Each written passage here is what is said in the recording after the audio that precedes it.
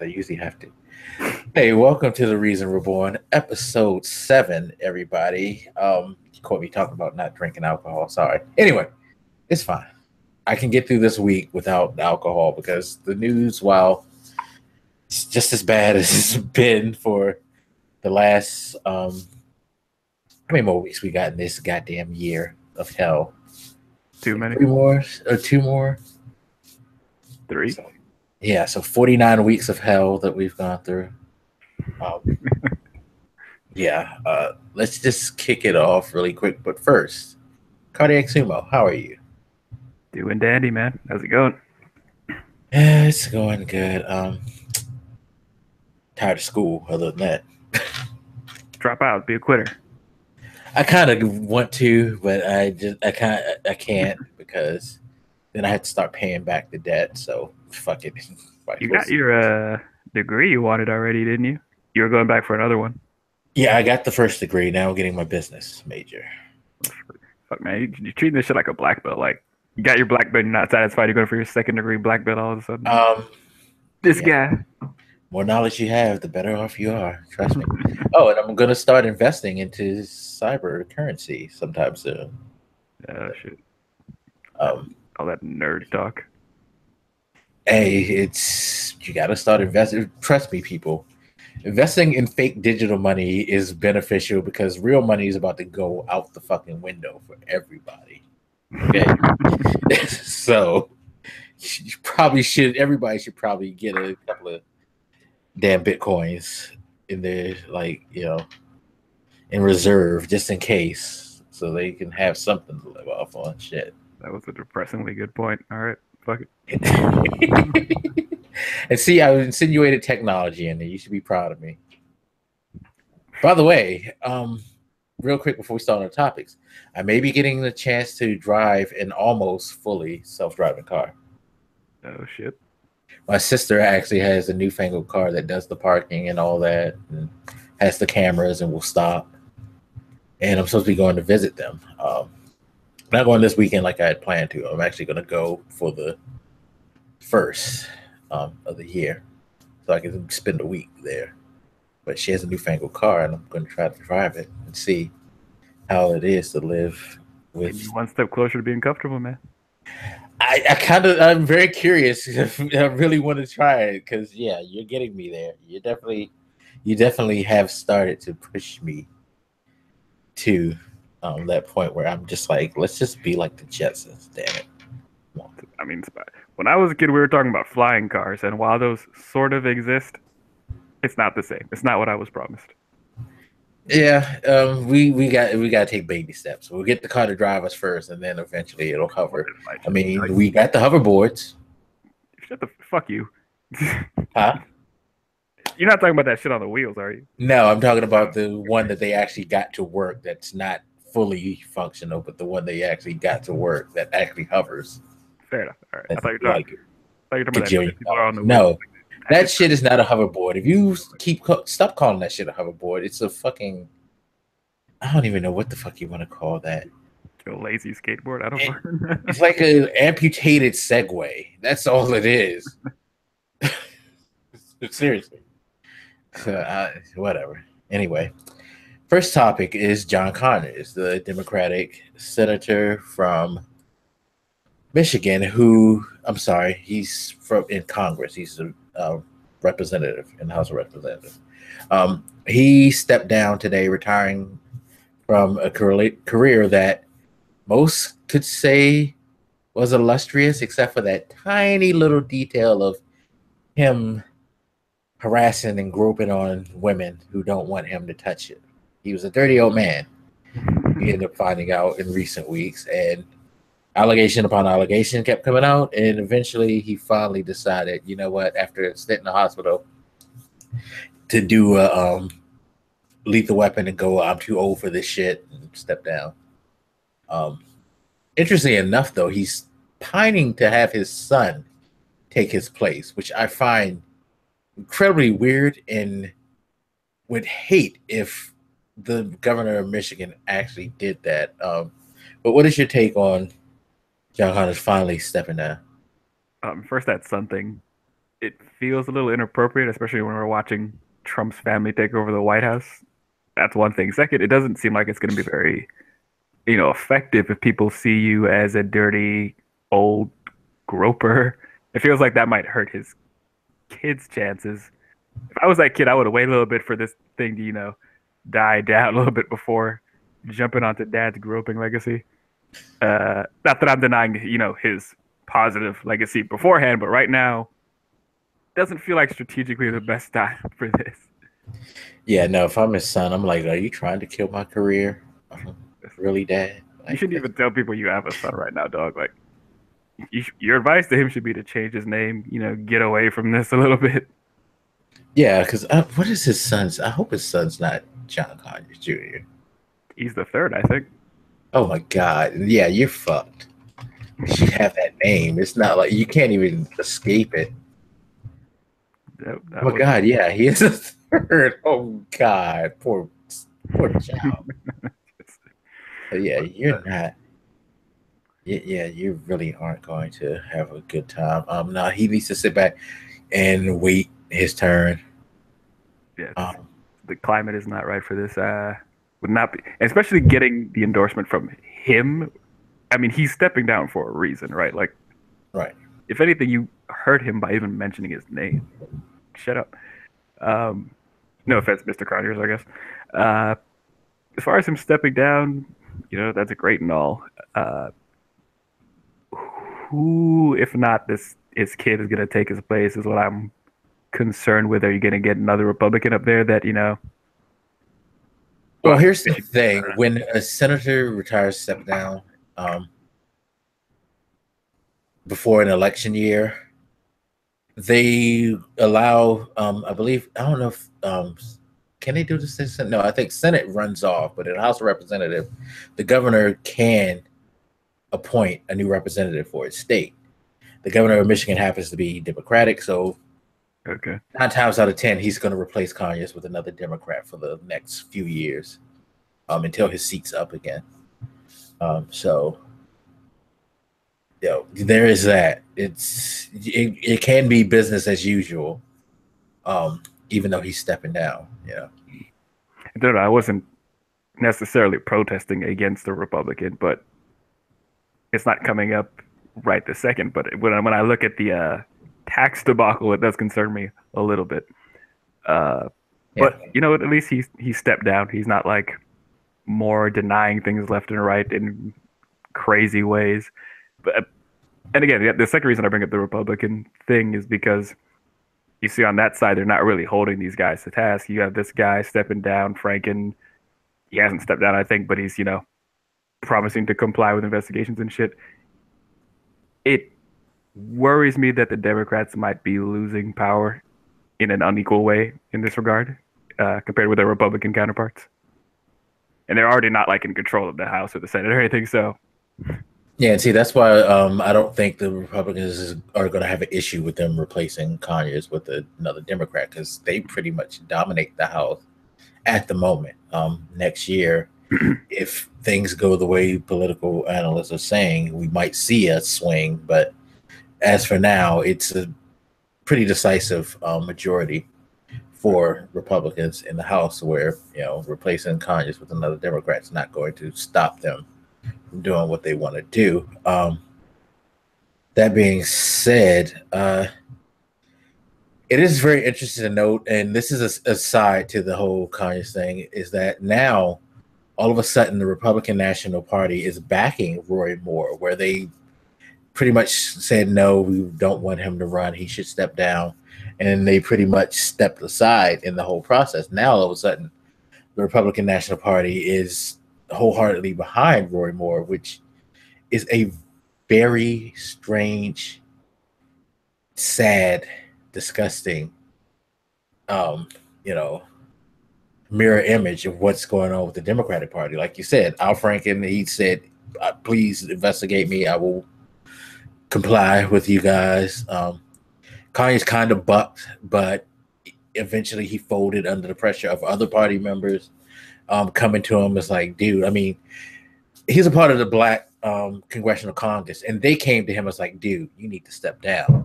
So, people in the Democratic Party are like, yo, we can't have this. This is not how we want to be represented.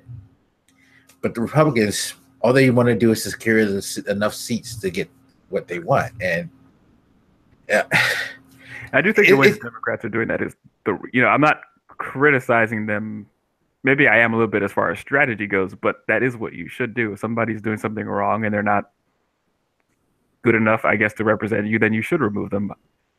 But it is important to recognize that the Republicans are not approaching this issue the same way. And while you're, cleaning out your house, they're really focused on maintaining seats. This could screw you even further in the long run.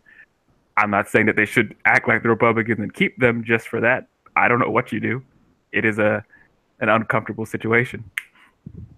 Yeah, and I've said it before. It's it's disgusting, but it's an almost admirable trait about Republicans that they're so committed to what they do that they'll walk in lockstep regardless to get what they want done. It's like they're unified in a way that you probably would never see Democrats unified. And it's scary, but you gotta, again, it's like, well, they're convicted. And I hate to say that because it's a bad thing to praise in this instance because they're convicted to some of the worst things for the American public. But they just go with it. I mean, you look through the history of politics, especially in recent years, you can look back, back when Clinton was running, they were wholeheartedly behind George Bush Sr. and his whole family first thing. And they were all out there with their kids and grandkids and pushing, we're the family. And these are the, disgusting people who don't care about moral values. And, they went with it, even though it wasn't helping them win the election. Next comes Bush, and they pushed the whole thing. They, got 100% behind him, and pushed the hell out of him. He won.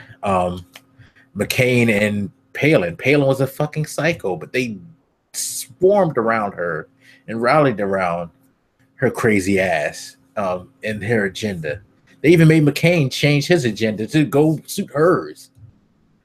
So it's an interesting point. They are loyal and committed even to the because before I thought you were just referring to just immoral things, but even just stupid things. Once they've decided they've committed to this, that's it. They're down for the cause. That's a good point. Yeah, I mean, they're the goddamn empire. Palpatine says this, okay.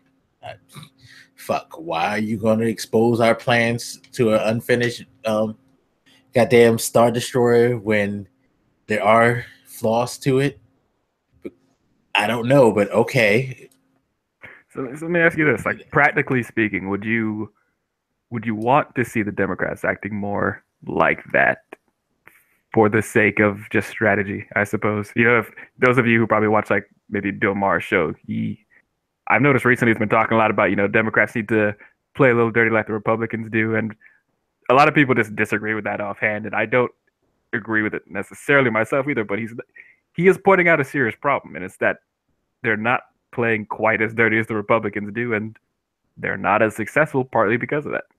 Yeah, and let's be clear. I'm not saying Democrats are squeaky clean. I mean, again, John Conyers, Al Franken. You had Bill Clinton's transgressions in the past. Hillary has, some dirty laundry. People, they're not perfect human beings. Right. But see, and I kind of wrote a blog sort of about this, about I was writing about an R. Kelly song. Remember I was telling you about the R. Kelly song? Finally wrote the blog about that. And I was kind of saying how it kind of mirrors the way politics are now, because it's you might find his music good, but should you support somebody who does the things he do? And it's even if you do find some Republican ideas good, the means that they're willing to go, should you go that way? And as a Democrat, should you start doing that too? For me, I have to say no. I have to if I'm going to be outraged about certain things, I can't dismiss it just because I support certain other things, other qualities, because to me, that's a big deal that you're pushing this guy who's basically just saying, fuck you.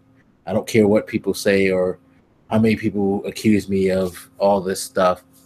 It's not about that. We need to win. And they're openly campaigning under the idea of we need to get that seat so we can do what we want to do. They're not even hiding that. And it's just like, it's,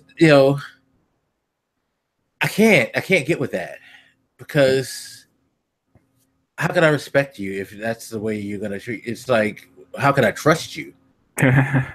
Because you say you do whatever you can to get what you want. That means, like, when's the moment where you're gonna stick the knife? Well, the moment of sticking the knife in the public back is kind of already happened this past Friday, but that's a perfect example. They keep talking about trickle down economics with this tax bill. By the way, if you don't know, the Senate did pass 5149, their version of the tax reform bill. Now they're in reconciliation to formalize a final form of the tax bill, and then they're going to try to push that through, which is not going so well, but we can get into that a little later.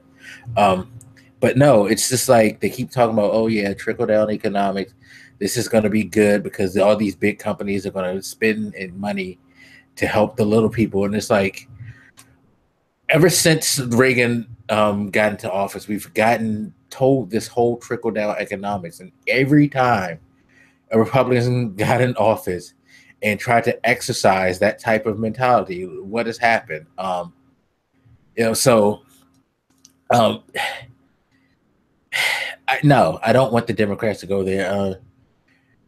Yeah, you're gonna get your head beat in most times, which is sad. It is that nice guys finish last thing, but I would rather know that the people that that have ideals that I'm with also have that sense of morality about them, not to go way too far, because Right. Again, we've seen how going way too far is done throughout history. I agree. I do not wish to see them behave the same way either, but I could at least see the argument people make when they say that they should, you know, when they say when they go when they go low, we go high, fuck that mentality. We need to go a little bit lower. I can at least understand where that comes from, and I can see the arguments for it, but I don't wish for it, but I also don't know what a viable solution is if they're going to keep losing. Maybe they just need to start campaigning differently or something, because you look at these motherfuckers and they're not successful against these guys. There's a problem in general. Well, I think a lot of Democrats, a lot of their problems in campaigning, and I've heard this said by other people, and I definitely agree. Sometimes Democrats really do kind of come off as, I guess you could say, bougie, because not a lot of, those fucking elites. Yeah, but when referring issues to people, like the conversation that me and you could have is a lot different than the conversation I can probably have with a good 90% of my neighborhood, because we kind of talk in more technical terms, so to speak. Whereas most people, they don't have a grasp of politics, because it's not like it's something that's being seriously taught in schools, or that's being presented in a lot of ways in a form that even the most simplest person can understand.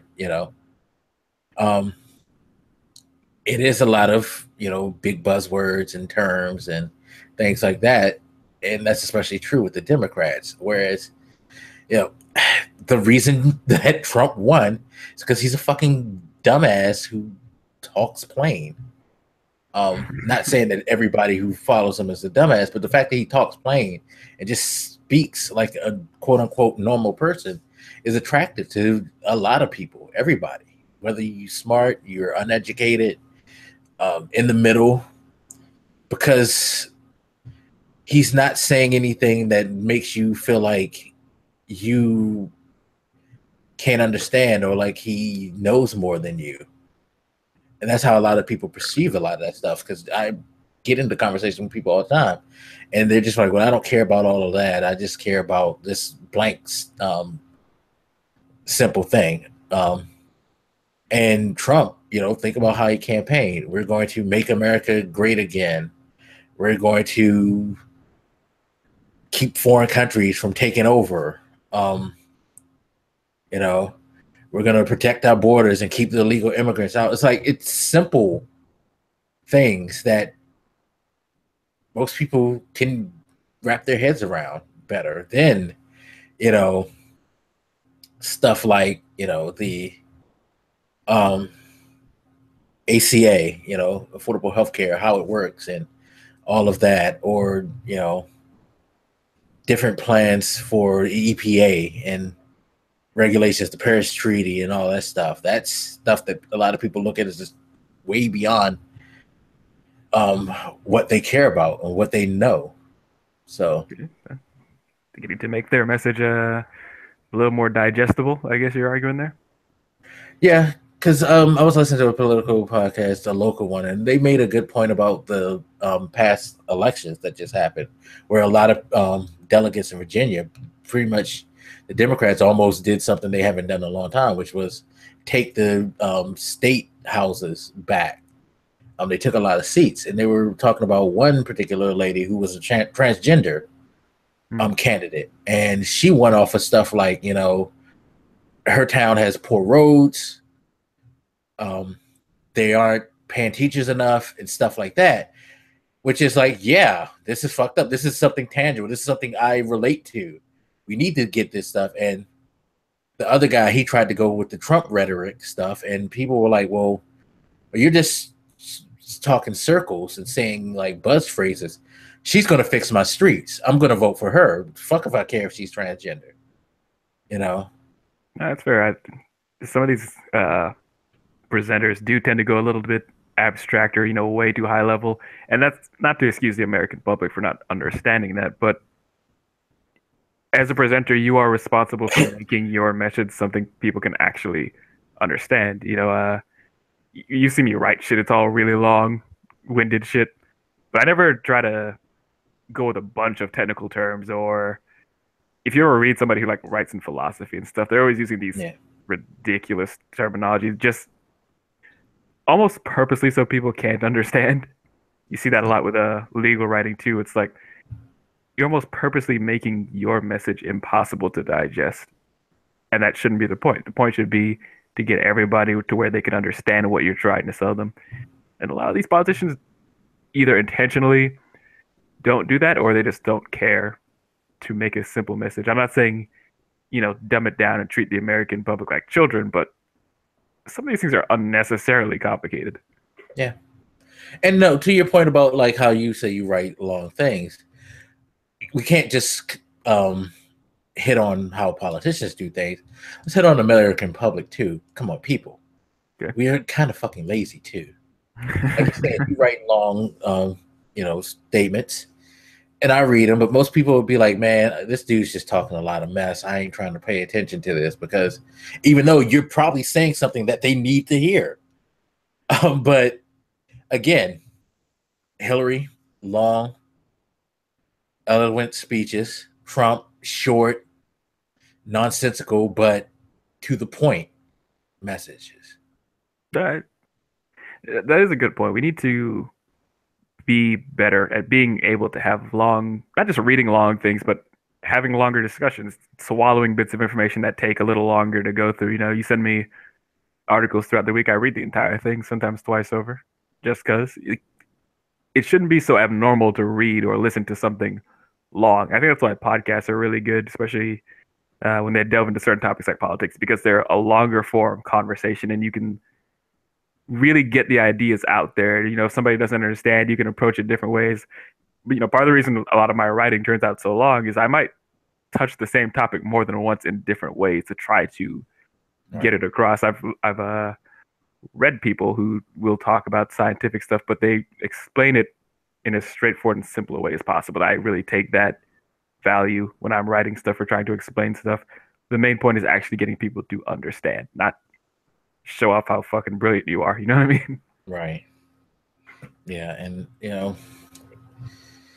it's just, again, it helps because, again, the whole trickle down economics thing, it sounds simple. Big companies make more money and they give more to the little guy.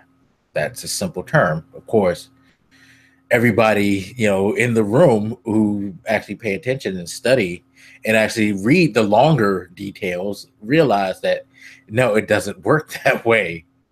It has never worked that way. So it's, yeah.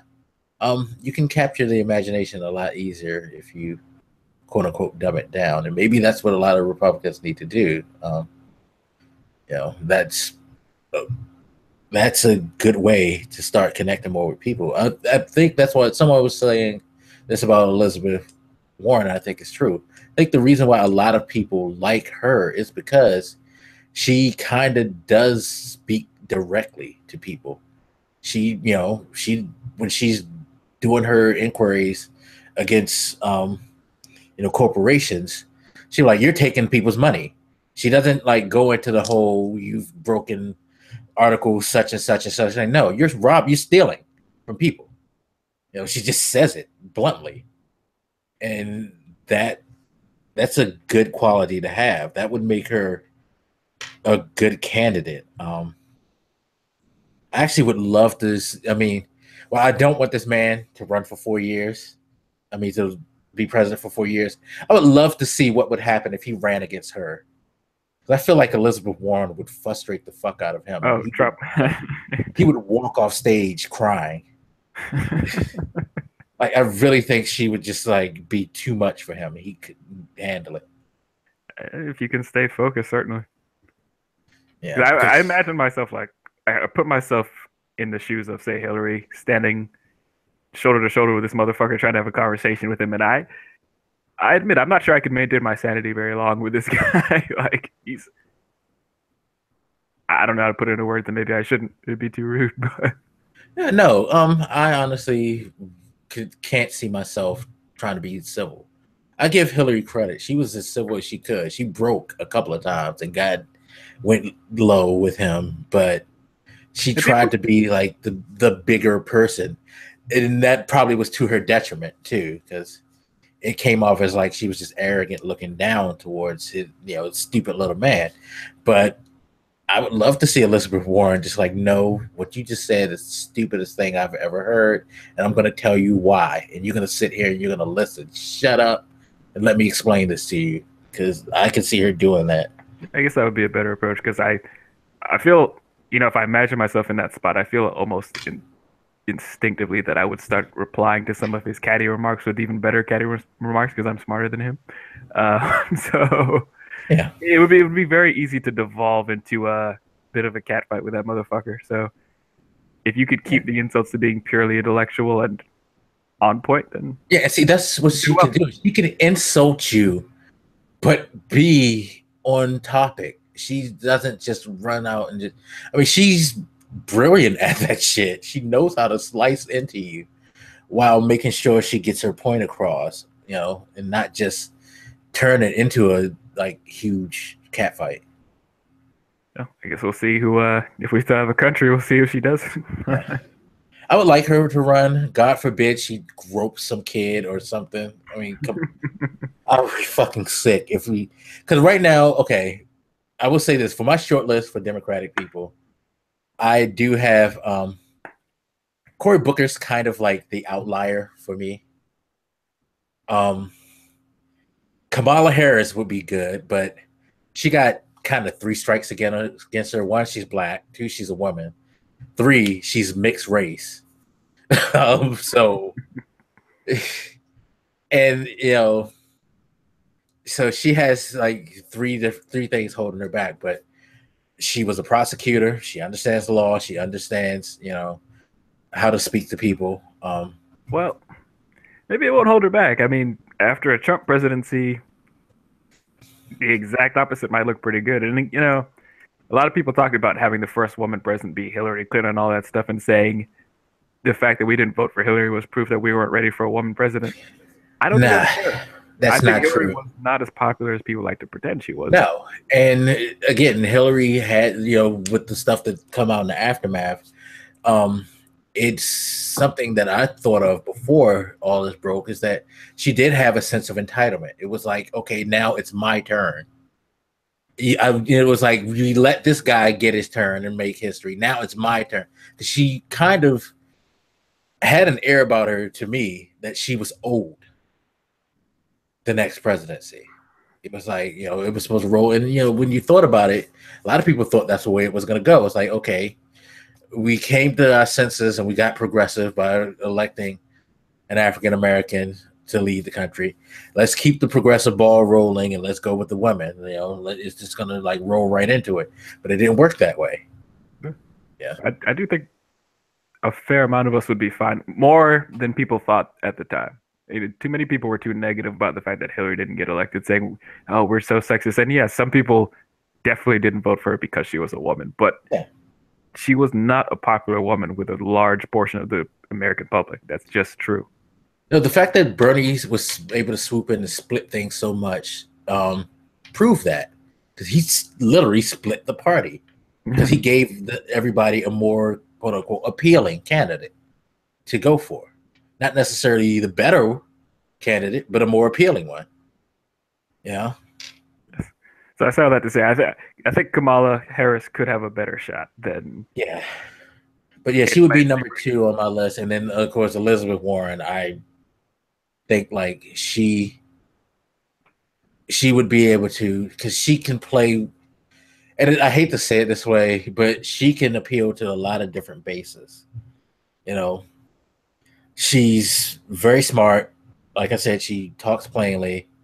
She can, relate her messages to everybody, not just white people, but to black people.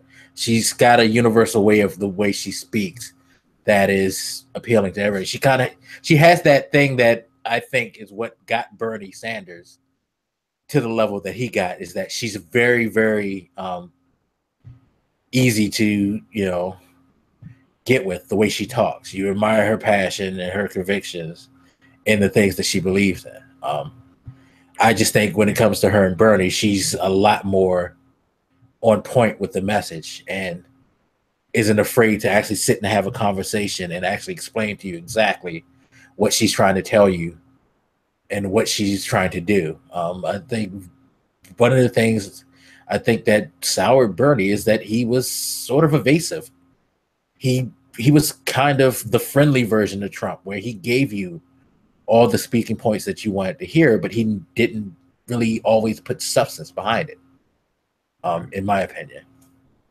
I think Elizabeth Warren, she does.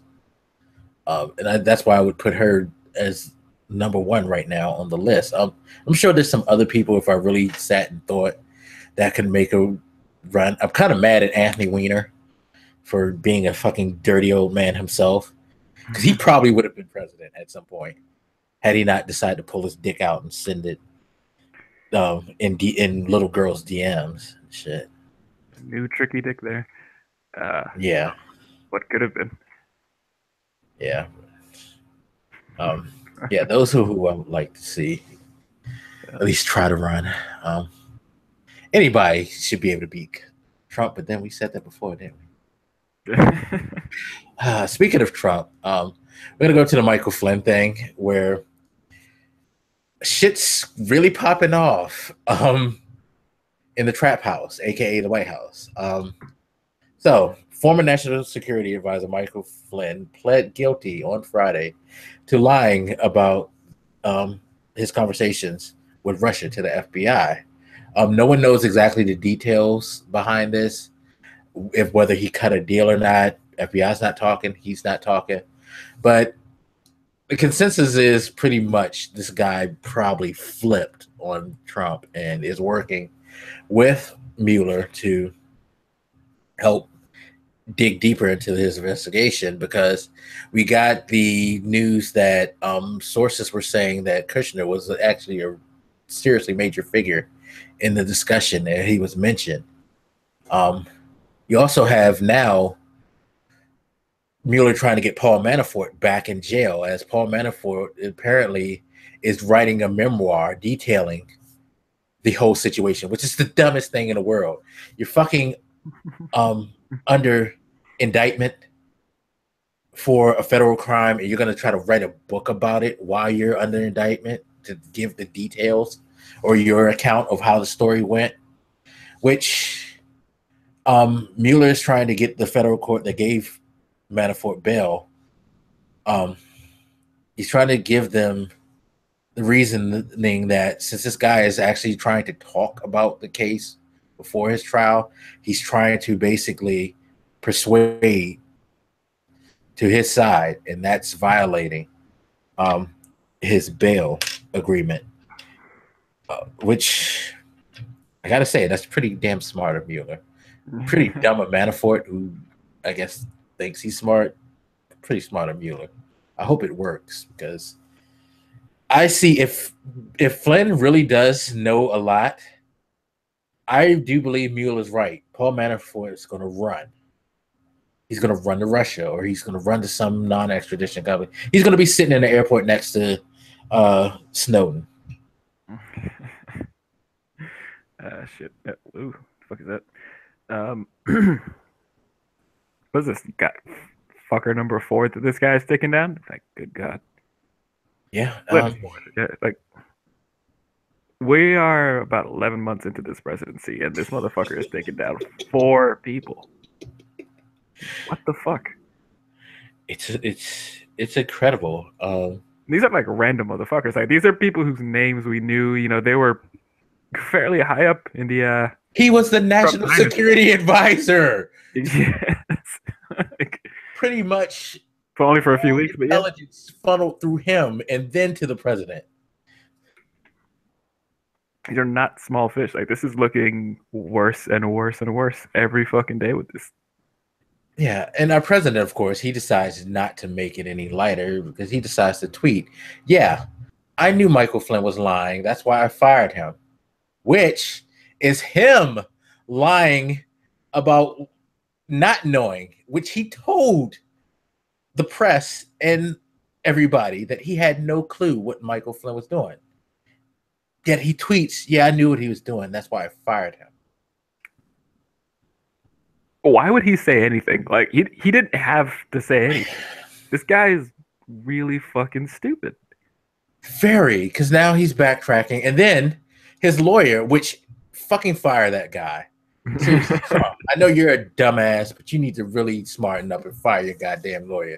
Because the lawyer comes out and says, oh, I wrote the tweet for the president. He didn't write it. I drafted it for him. Which means, one, you're a dumbass for writing some shit like that and telling the president to tweet that shit. And two, the president's an extra dumbass for accepting a draft from a dumbass that could get him in trouble. Why?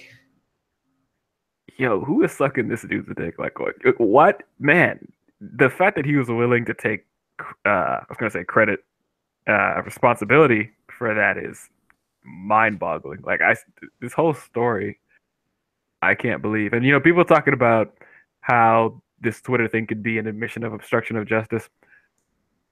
It wasn't immediately to me, because I was like, Trump is so fucking stupid and trying to say anything that would make him look good. I'm not even sure I could believe that he actually knew prior, because I could see him just saying this just so he could say, I was the good guy. I got this asshole out of here. Like, just saying it for the pure purpose of looking good. And that's a sad place to be in, where I can't even believe this motherfucker saying something like that, because I know how stupid and crazy he is. But yeah, I honestly do believe too that he said it just to try to sound like, see, I didn't trust that guy, to try to make it look like, oh yeah, that wasn't my boy. But in trying to do that, he still put himself in a position where he can get in fucking trouble, possibly. Like, sometimes it's just better to just don't say shit. He can't do that. There's no goddamn. And that's his biggest problem. If he would just stop talking, because if Michael Flynn connects dots to other people, and these other people start like flipping, or at least Mueller's able to get enough evidence to prove that they did this and that, you can go to Trump's Twitter and see a long line of tweets of him denying certain things happening. And if those things are proven to be true, it's like, well, you said on this date that it wasn't, but this right here shows that it was. What's up? He's like digging his own ditch and then jumping in it and proceeding to throw the dirt on top of himself. And I don't see why the lawyer saying that was helpful. It didn't help at all. It made your whole administration look even stupider than it looks on a regular basis. Like, this dude is your personal lawyer, and his move was to say that he drafted up your tweet for you. Like, this guy's not a competent person, let alone lawyer. Yeah, no. One of I think it was Bush Jr.'s lawyer. He was like, "This guy needs to be disbarred. He's just dumb." And it's like maybe he needs to be. I just did not. I read that thing a few times over when I saw that in different places. I'm like, I just don't understand the reasoning behind. Like, even if you're just a full blown liar, fuck it. And Trump did tweet that, and he just like, taking responsibility, taking the heat. Why? How does nobody believes that shit? Come on, dog. Nobody believes that. And I love that in this Flynn investigation, Kushner's name is coming up. Kushner being Trump's Son-in-law. Son-in-law, yeah. Why the fuck is this guy even? He's a son-in-law. Who the fuck is this guy? Wait. I'm sick of Trump's family being all up in the place here. It's Yeah, and then you got Donald Jr. coming out trying to talk shit, and it's like, man, sit your dumb ass down. We have our royal just family. Shut up. Just shut up. Like, that's what they say. Like, as much as I hate Sarah Sanders Huckabee, I would rather you take her fucking dumbass approach of what nothing's happening. Presidents, you can't say that's true. You're lying. And like, this, if you're gonna say something, just be an abrasive asshole like her. I'd rather you do that instead of just trying to talk and try to convince people that you're not up to nothing, because you keep showing people that, yeah, you're kind of up to something. It doesn't pay to be a bad liar, and they're the worst liars you've ever seen in your life. But they are. Bring up Kushner because it is uncomfortable the number of family-related names that we're seeing in relation to the White House between him. I don't think Ivanka has any official role or anything, and you have both of his sons coming up. Who the fuck knows where that extra kid he's got going is? Like, I don't like this Trump dynasty that just sprung into existence, and we have to talk about all of them. This is not how an American government should function. It's bad enough that we have all of his business associates all over the fucking government. His kids and family are in there too. This is a problem. It's not how a democracy operates. No, it's not. They are really trying to turn it into a patriarchy. He's trying his best to do that, and it's just a mess. But luckily for us, he's surrounded by a bunch of snitches, so that helps. Which brings me to what I want to talk about as a topic: snitching in the trap house, or they call it the White House. But I saw an article where they said that the White House is an actual trap house, and the examples were, you got people snitching, you have drug abusers and addicts in the house. Trump's admitted to using cocaine, and Melania, I believe, has been accused of that. So you have a bunch of crackheads to go with the trap house, and you got a bunch of hustlers. Because like you said, Jared Kushner and them, they all like hustled basically the American people to let them into the office so they can do their like dirt, commit crimes to make themselves money. And then of course you have the rats, roaches, and all of that, which if you Google it, I don't know if you heard this, but there's an infestation problem basically in the White House that's been going on for years, apparently. Like metaphorically, or no, seriously, they said that it's rampant with mice, roaches, and pests in the White House itself. Was Obama just like a really messy eater? What the fuck's going on? Now, this has been going on, they said, for Jesus, quite some time. I think they said before even Reagan, which is You haven't been able to fix a pest problem in this long in one build. I mean, it's a big building, but like, yeah, there's areas in the place where it's really bad. Not everywhere, but it's really bad. Although someone was saying that they thought they heard something was in the Oval Office, which would be bad. Okay. When you said rats at first, I thought you meant with like all the leaks we see coming out of the White House. I know. I mean, you got those rats too, but you got like you have metaphorical and real rats in this place. Yeah, it's kind of like that last scene of what was the name of that Scorsese movie with Leonardo DiCaprio? Don't know. I forget. It's the one that he won. He shouldn't have won an Oscar for, but he did. But yeah, at the end you see the rat after Matt Damon, the rat gets killed. You see a rat run across the floor. That's pretty much the White House right now. You know, there's a rat everywhere. This Trump guy is so handsome. Just waving and smiling. Just. What are you watching?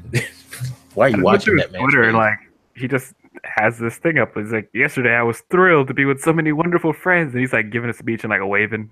In other words, I was in Utah with a bunch of people just like me who hates, minorities and hates, nature, because that's what you were in Utah for. You were getting rid of landmarks to utilize it for fucking drilling oil. You goddamn bastard. Salty. No, because it's like they told you, like it's just like with the pipeline recently. They told them, if you fucking build this pipeline, you're going to run the risk of a major spill and causing a lot of problems to the wildlife in certain areas. And damn me if that shit didn't fucking burst open and they caused a lot of it's like, oh my God, are you that fucking greedy that you're willing to do something that stupid and have you waste millions of dollars in oil?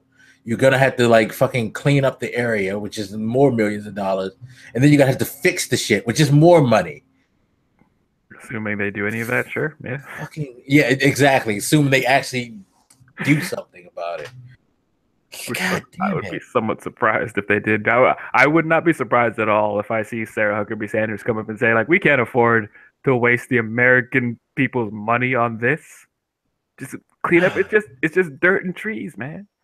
And I'm glad you said it, because I want to talk about the people flip. What do you think the potential is with the people who can flip, and what do you see happening? Well, I want to talk about that.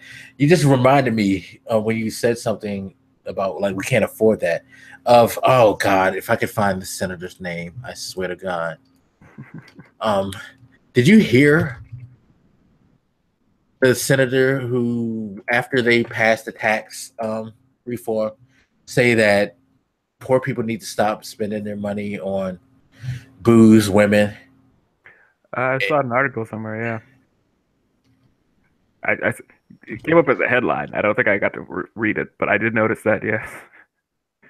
So why don't you stop doing that, Michael? Yeah, he said that the reason he's I think not having the state attack recognizes that people are invested, and basically was saying that people would have money if they didn't spend it on booze, women, or movies. All right, so stop doing it.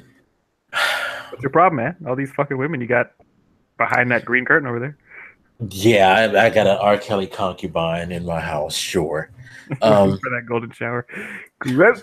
Oh my God, no. Jesus. No, I would never be that filthy and disgusting in my life. But no. I mean, how many women do you have, seriously, that is keeping you poor, sir? Nobody loves me. Okay. How much alcohol are you drinking to where you can't afford to pay your bills? I'm straight edge, so I don't drink any alcohol. Okay. And how many movies are you seeing a day that you can't pay your rent? I only watch like the Marvel movies, so one every couple months, pretty much. So basically, what he's saying, like people, I mean, and I'm trying to figure out this guy's old as fuck. So the fact that he said booze women in movies is weird to me, because I think he wanted to say something like gambling or drugs, like what he used to do back in the 20s when he was like 30 years old, because he looks like he's been on Earth forever. But it's a statement that's like, what lifestyle are you looking at? You're looking at a fucking like 1930s gangster movie lifestyle. Like, this ain't no speakeasy society. Like, who does, like, what? That comment made no fucking sense. But this, First of all, women work too. they, Not all of them are lesbians. So you can't just, well, yes, they are. That's why I'm still alone. They're all lesbians, obviously. It couldn't be me, you know. I'm very fucking desirable over here. What are you talking about?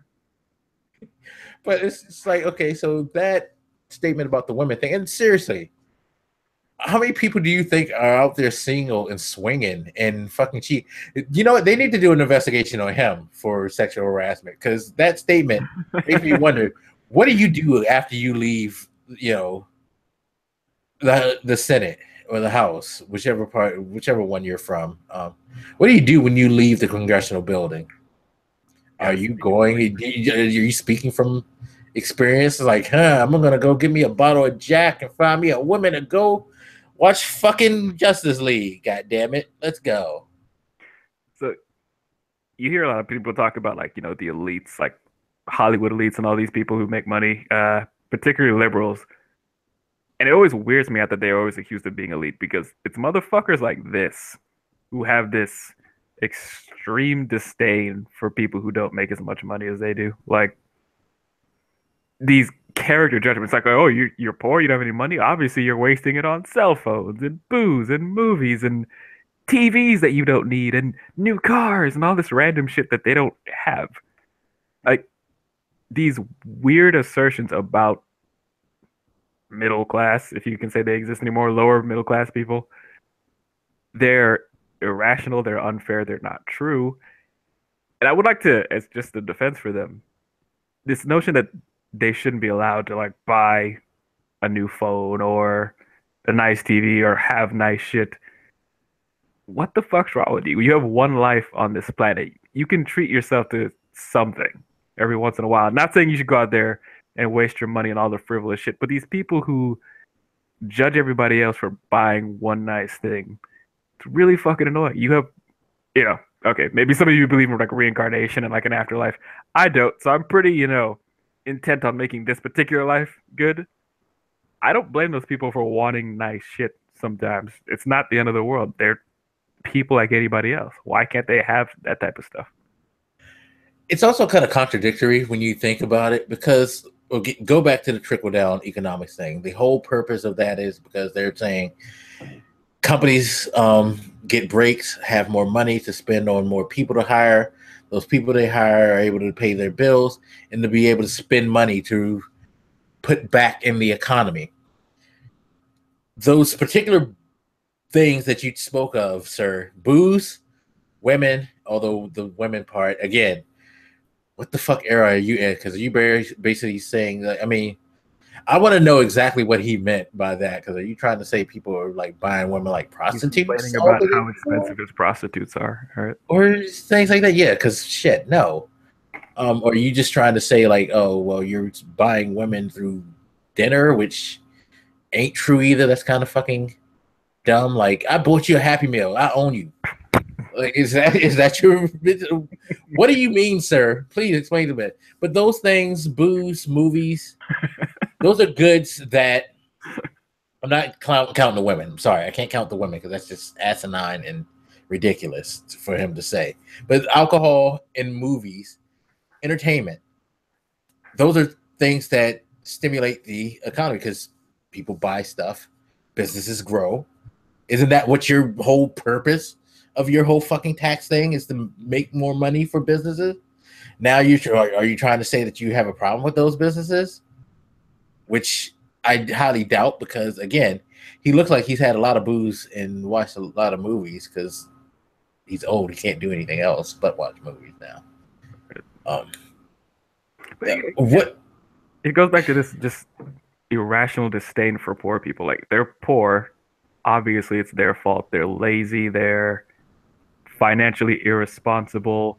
This idea of hating to give these people handouts when they're not working for it, which, by the way, is a beautiful piece of irony every time they try to push this fucking tax reform shit out there to give. I wouldn't say give rich people a handout per se, but you know what I mean. It's ironic a little bit there. Just this notion that if you're not succeeding, it's because you're lazy or stupid or irresponsible. It's just factually not true.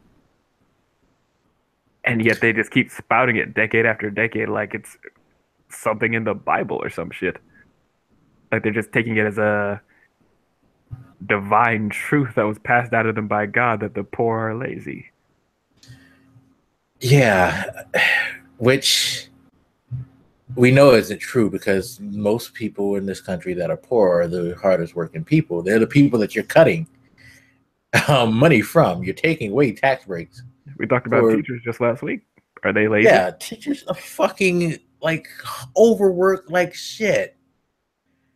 They deserve some booze and see a movie. God damn it, the stress they got to go through, especially if you're a teacher for probably the snot-nosed little brats he sired. You fucking need that shit. But no, they're lazy. You know, working 50, 60 hours a week trying to educate the masses. Again, as stupid as that viewpoint is, it would bother me less if you weren't constantly trying to give rich people even more money for not doing any more work. Yeah. Yeah, it's not like they're saying we will give you these tax breaks if you do certain things as a business. They're trying, and that's one of the things that may tank this tax bill, thank God, is that there are some level-headed Republicans that are saying you need to make guarantees that if certain happens and we need to raise taxes, that these businesses will assure us that this money will go to certain thing.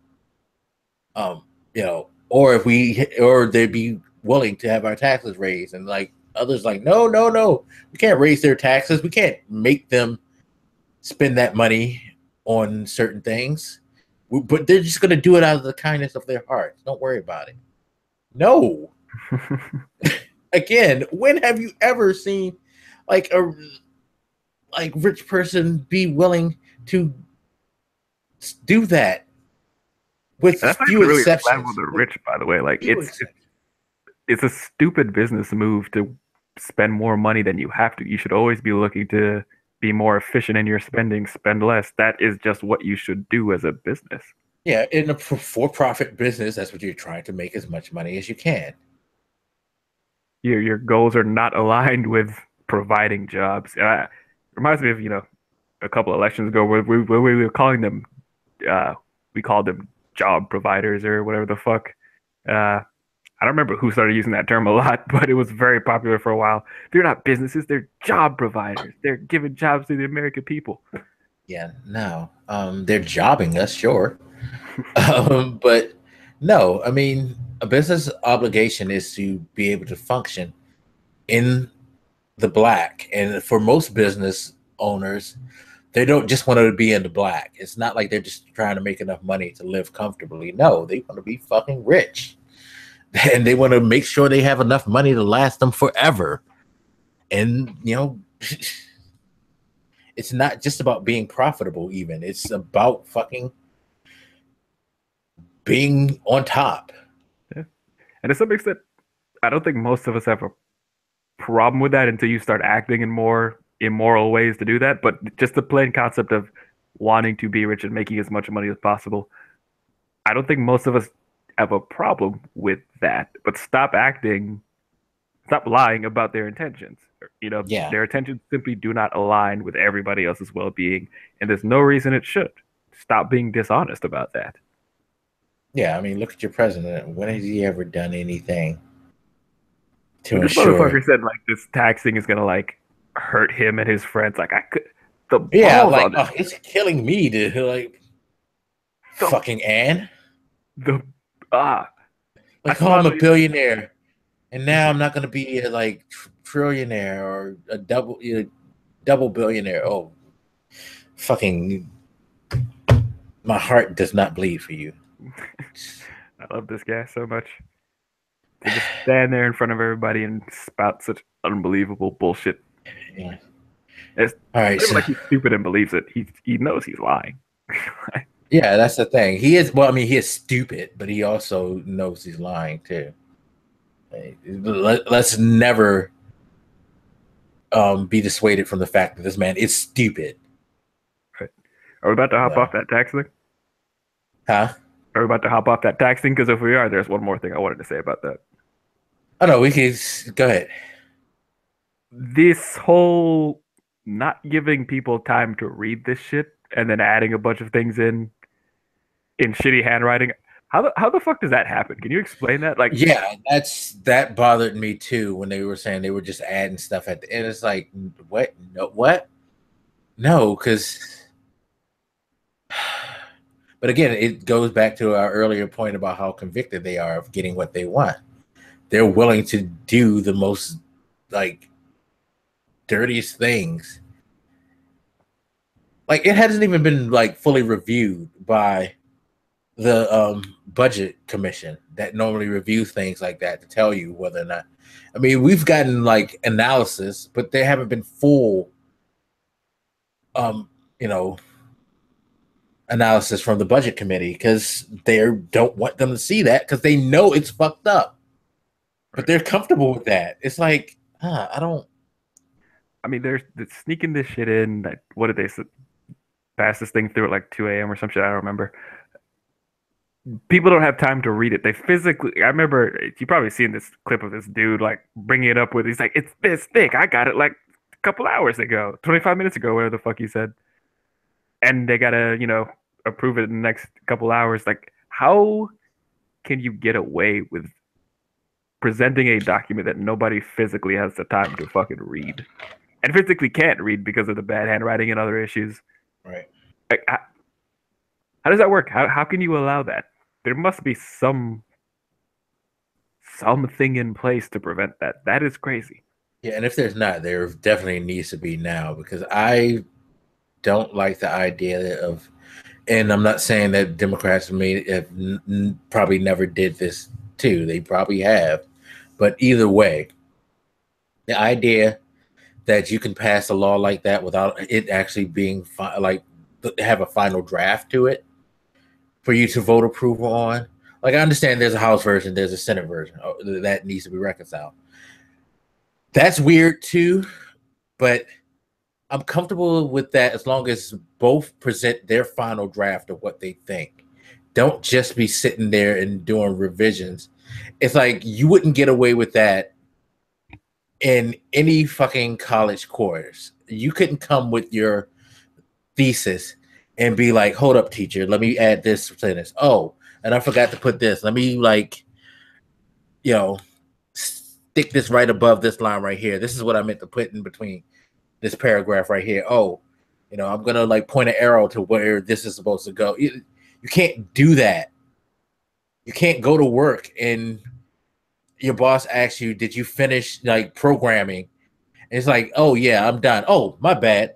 Let me go like after this is already compiling and stick in a new line of code. You know what I mean? That would be pretty fantastic. But like, you should not only should you have to present the final draft, there should be a reasonable amount of time before you vote on this so you can fucking read it. The fact that one of them can sit there and say, I haven't had the time to read this, and not because he's busy, but because he got it 25 minutes before and it's as thick as a fucking textbook, but full of, I'm sure, a bunch of complicated things to think through and bad handwriting, unacceptable. Yeah. This is a very major thing that they're trying to pass. It did pass, I guess, there.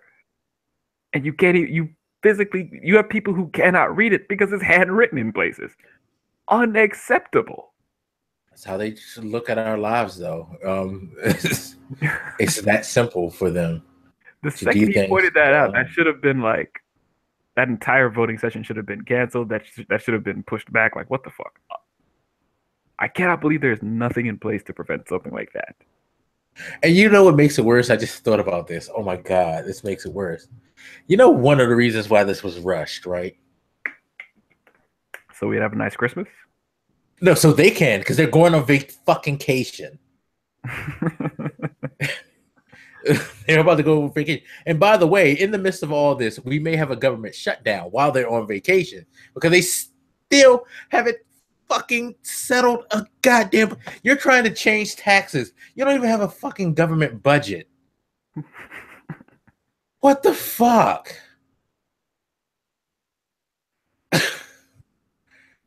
It's just like, oh my God. And now people are going to be sitting home for the holidays. I can't buy my kids any toys or, anything because I don't fucking have a job right now. And I know I'm talking a lot of shit about Trump and Republicans in this case, but who the fuck's doing it? You know what I mean? Like, it's the powers that be. If this were a Democratic Congress doing this dumb shit, I would be screaming it just as loud, if not louder. In fact, I'd be screaming louder because I was like, when did y'all get this stupid? Like, at least you kind of expect it from them. But if it were Democrats, oh my God, that would just be the worst. And I just want to point out that this isn't, like you say, a matter of political bias here. I don't think either one of us said, like, yeah, Conyers should be staying in. Great, no big deal. Yeah, no, I remember during Obama's first term when we had a Democratic Congress and how they used to squabble over things, and they used to help slow down the process of certain things being passed. I screamed at the top of my lungs how dumb they were. It was like, you basically just used Obama to get in the office, and now you don't know what the fuck you're doing. That's what you did. You rode the wave. That's exactly what that office did. That's why, while I know a lot of people have a lot of respect for Nancy Pelosi, and to her credit, she has, had a pretty good career. That's why I have a bone to pick with her, because she rode that wave to be in the first female to be the head of the Speaker of the House and all that. She gained that power and fucking did nothing with it at all. She ended up fucking shit up for this like run that we're having now, because she set the table for all of this to happen now that we have a Republican president and the Congress is ran by Republicans. Because she couldn't hold the fucking party together at all, which it's a hard thing, of course. Like we said, Democrats really agree and they are all over the place sometimes, but she wasn't that, her tenure as Speaker of the House was marginal at best. So there you go. It's not a bias. No, I will call you stupid no matter what race, creed, color, or political background. Stupid is stupid. It is always helpful to at least mention that, because I'm sure for the majority of this conversation we've been criticizing Trump and the Republican Army here, but what the fuck do you guys want in some cases? You know what I mean? Like, you have to speak honestly about what's happening, and it's the current flavor. Are not in a position right now to be assholes. No, because and it's sad. Yeah, because again, going back to the congressional thing,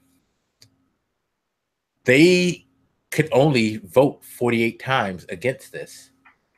The fucking Republicans had the majority. There was nothing that was going to stop them. But themselves. Same thing with the House of Representatives. They have a big enough majority where even if every Democrat votes against it, all it takes is just like, it doesn't even take all Republicans. They can skate by like with just only a couple of people for the majority. Okay. So yeah.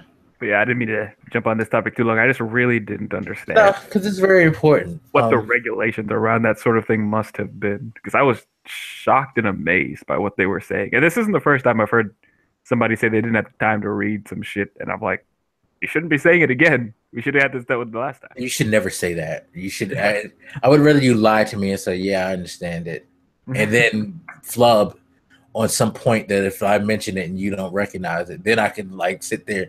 At least it gives you some wiggle room because that leads me to question whether or not you know what you're talking about instead of knowing full damn well you have no fucking idea what you just voted for, but you voted for it anyway. I think that dude that mentioned that shit said something like, here's your government at work, like, sarcastically.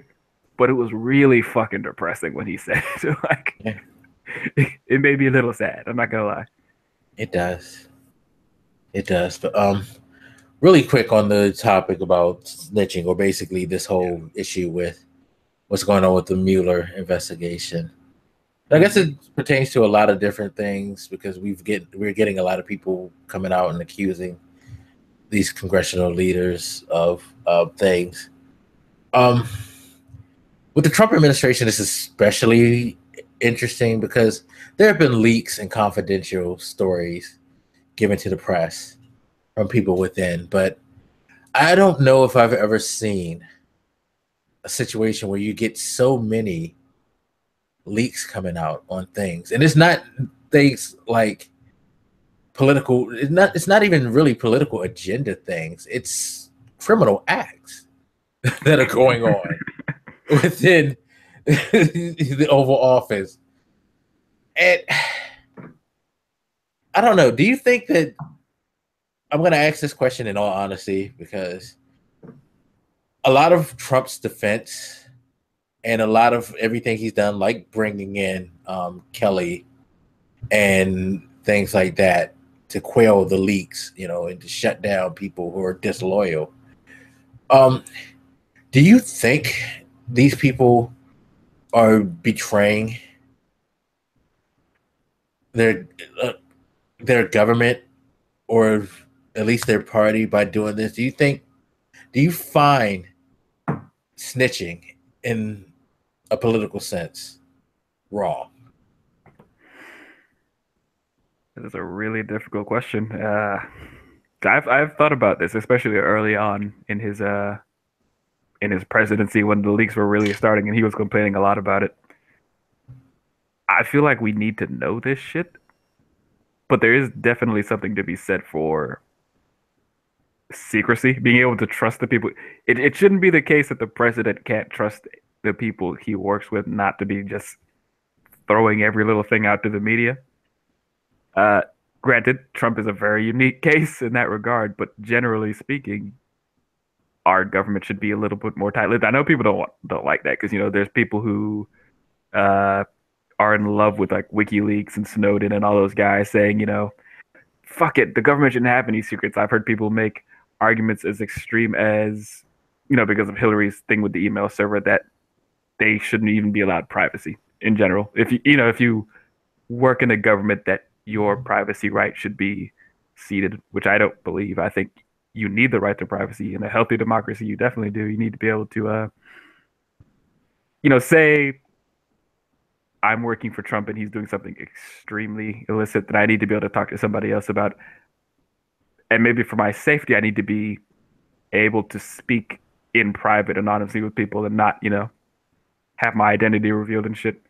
There's something really important and valuable to having information be kept private and whatnot. To your point, are they betraying their duties, their office, the presidency, their government?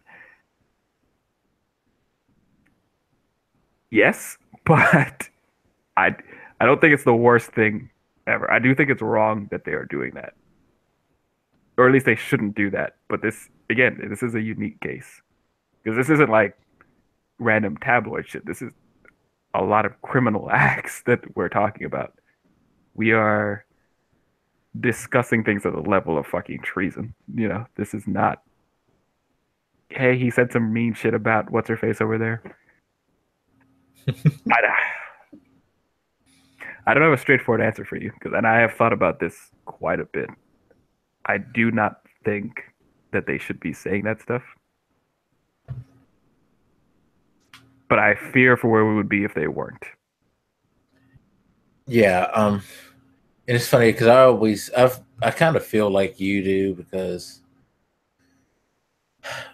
while it makes me quite happy to see this man have to squirm over this stuff, it is dangerous because there are cases where people can issue certain information that you may not necessarily need to be put out there. It's just like I know this is going to be a very unpopular opinion when I say this, but the Guantanamo Bay thing, um, with the torture, do I agree with torture? No, but I also do know that there have probably been a lot of situations before we had knowledge of what was going on down there where the United States had to take suspects and do some vile things in order to protect us, to get to get the information that could protect us. And it's like things like that.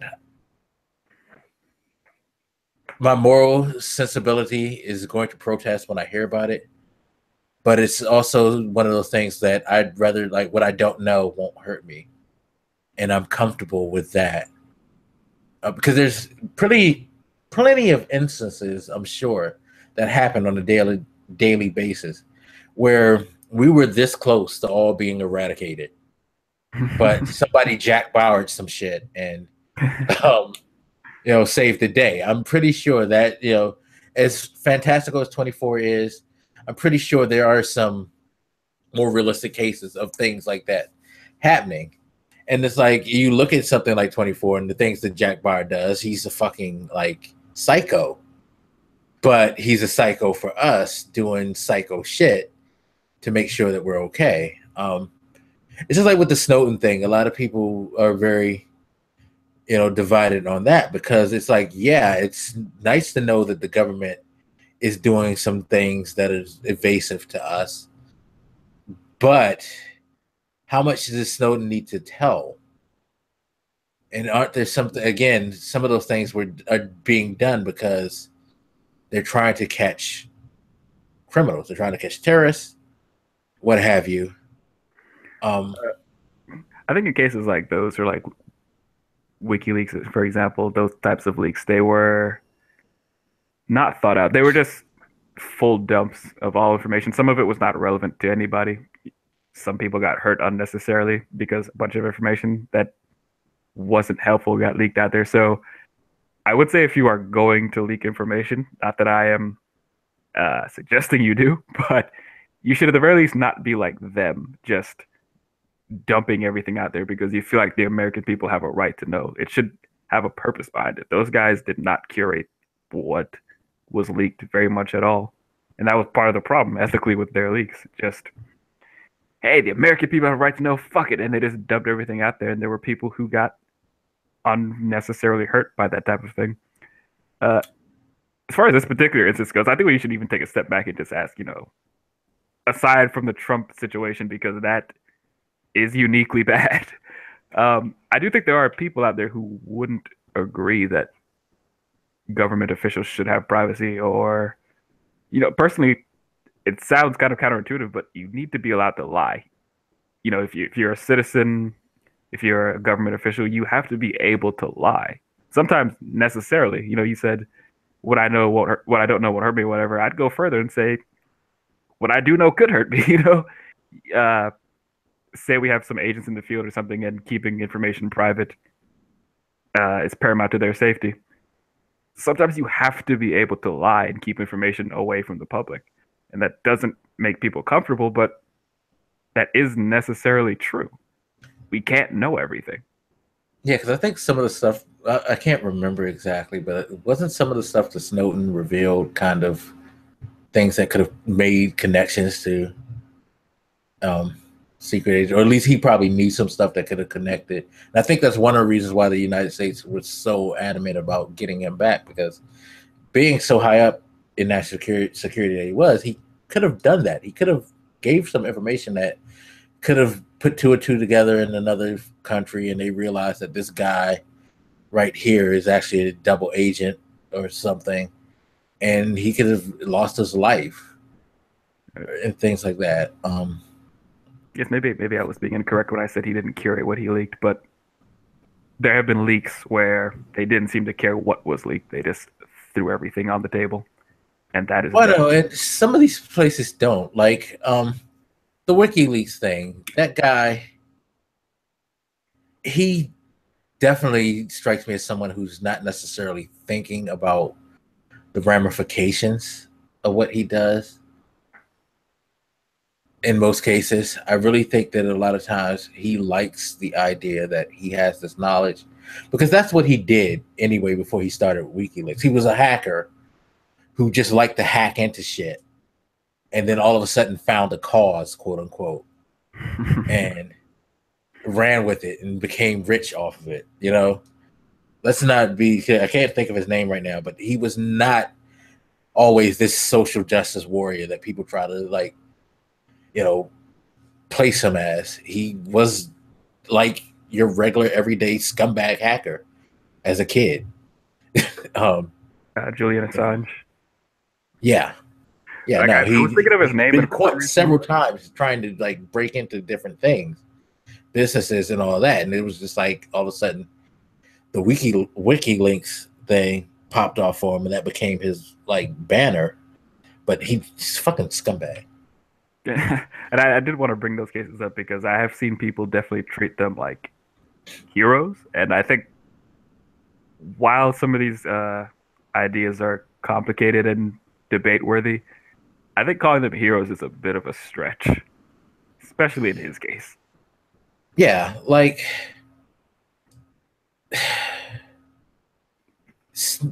again, I've kind of said this somewhere else. Like Snowden, for all the quote unquote good he did, he put things in a weird perspective because now everybody feels like they have the right to know everything. Right. And you never have the right to know everything. Like you said, there should be some secrets. But people like him, like Assange, they embolden this idea that, you know, under the guise of transparency. And while I'm one that's all for transparency in a lot of cases, there's some things I really fucking don't want to know. And I know I shouldn't know.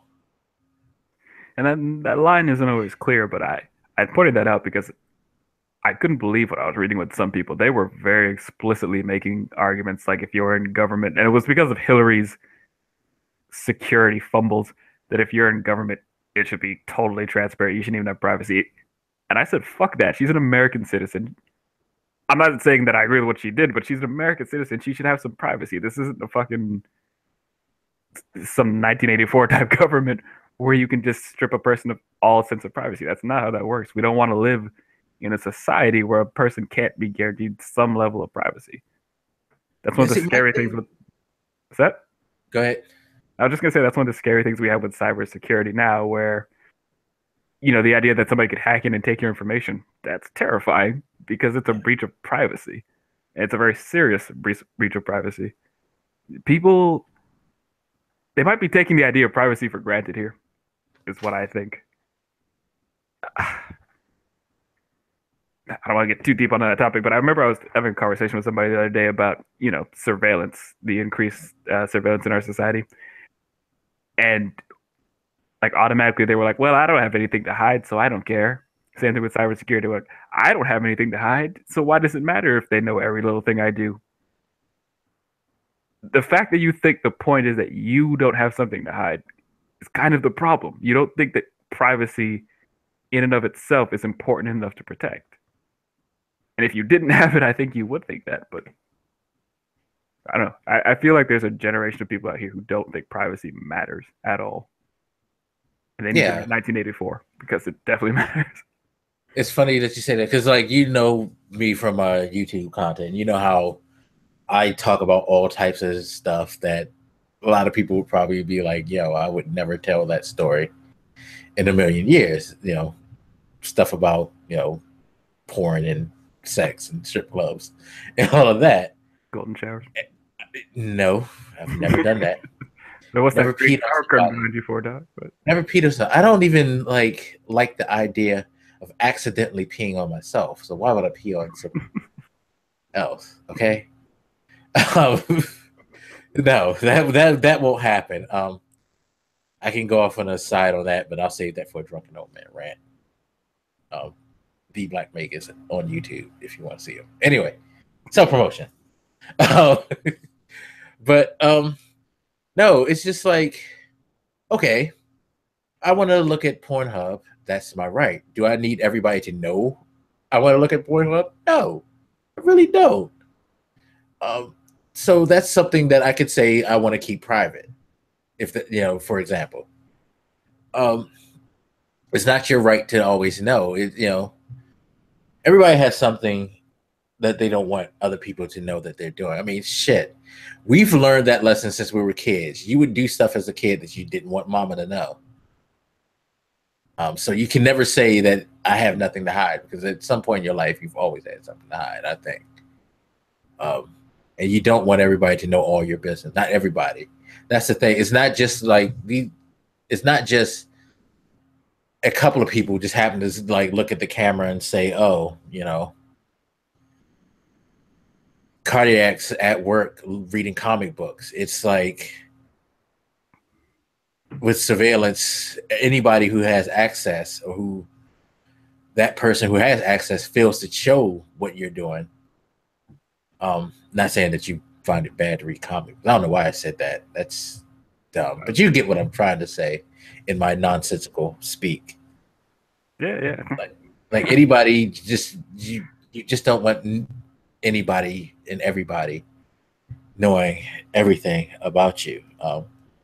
You want certain people to be able to reserve the right to reveal it on your own. Like when you reveal stuff on your YouTube channel, that's fine. You are choosing to reveal that. It is a choice that you have. It's not forced on you that you don't have any right to any privacy at all. Yeah, no, I'm comfortable with the snitches that are running around Trump's camp. Because again, most of the times it's stuff that could be detrimental to society as a whole, the United States. It's stuff that you can look at, like you said, treason, things like that, or things that could damage the American public. But I don't need to know like what his son's doing in the White House in private with his wife, like for instance, or things like that. There are some nonsensical stories that come out, even about Trump, that I hear people talk about, and it's like, yeah, that's not big news. That but I don't know how comfortable I am, because I said that he is a unique situation, but I'm always wary of making exceptions, because it's one thing when he's in here and they're doing this. If we have a decent president or just anybody else and they're behaving the same way, it would be a problem.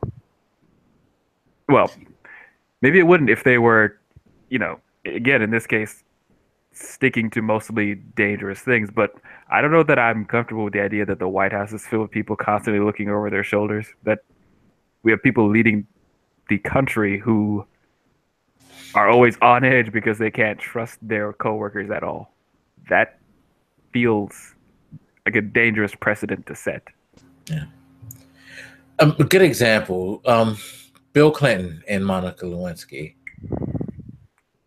When that news came out, did you think that it was? I don't know how old you were, but I'm sure you're familiar with the situation, right? Yeah. Enough. So, do you think that was wrong for that news to be exposed, for Linda Tripp to expose that business? I would say so. Unless somebody has made some argument that I haven't personally heard about why it was important to the American public to know that, why it was pertinent to the running of government. Well, I can't make that argument because at the end of the day, it wasn't. They tried to make it that way when they tried to impeach him on his morals. But I will say this: I don't think it was wrong as far as her exposing a man for cheating on his wife, because that's a bad thing. You shouldn't be cheating on your wife. Yeah, it was legally wrong because in the state of Maryland, you're not supposed to record anybody without their knowledge. So that was wrong. And yeah, it's kind of like disgusting that you're sitting there taking someone's information and using it against them and like feeding it, gossiping. Gossiping, we all do it, but we all know gossiping is wrong. That being said, I don't have a problem with that coming out because he was in in the Oval Office doing as a public figure in the Oval Office doing something wrong.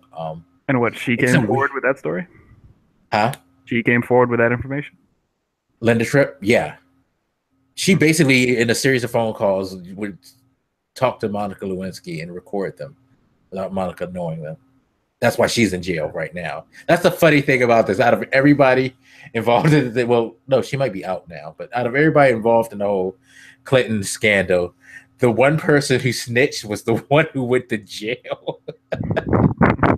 That was the funniest thing. It's like, nope, president get in trouble for sucking his dick. Monica, she left her job. She didn't necessarily lose it. She left because she didn't want to be there, but she ended up still in the public eye doing all these damn TV specials and stuff like that. So she actually made money off of the situation and has become an iconic figure in history because she sucked the president's dick. Famous dick sucker office. There you go. But like the whistleblower, and it's funny because you can kind of make the same case for Snowden too. The person who made this revelation and revealed all this stuff that's supposed to be, helpful are the people who are actually in the biggest trouble out of this whole situation, because the government still functions despite Snowden. They're still doing those things under the Patriot Act. It's just that it's pretty much more commonly known that it's going on. We still don't know exactly how, when, where, or why, but yeah, it was this. And I find that distinction you made, the fact that it happened in the Oval Office, to be interesting. Why does it matter that it was in there? Well, I guess it kind of to me. I guess this is me trying to be somewhat fair because it equates to like the morality of Trump. The fact that this guy's in the highest seat of the land and he's supporting Nazis and he's signing referendums that are, being religiously and racially intolerant and things like that. It does speak to like the type of person that we have in the office. I mean, again, some people don't find it that bad that this man was cheating on his wife. I spoke with you before about this, how people rallied around him and they actually attacked Hillary more than anything, for, like pushing him into the arms of another woman, which is asinine, but it happened. So it does show like, this guy's, he's kind of a dick. But that's about it. And that's as far as I would go. And that's as far as that I would go with that. It's just like all the stuff that Trump was like, yep, he's racist, sexist, bigot. But my concerns more like, while that stuff outrages me from a moral standpoint, my concern more is like, this guy's fucking doing things with his power politically that is harmful to people's daily lives, their financial state, their rights and stuff like that. Yeah, those are more. It's more amplified. I think that issue, because I do agree with you that a person's character is important because it will help. It's a decent indicator of what they're likely to try to do. So I do think it's important. I guess that makes that a bit of a gray area then for me as to whether it's appropriate for people to be leaking that type of shit. Because my first instinct is to say no, but I do take your point that it is helpful to know a person's moral character, because again, it'll help you predict the way that they will behave with that power.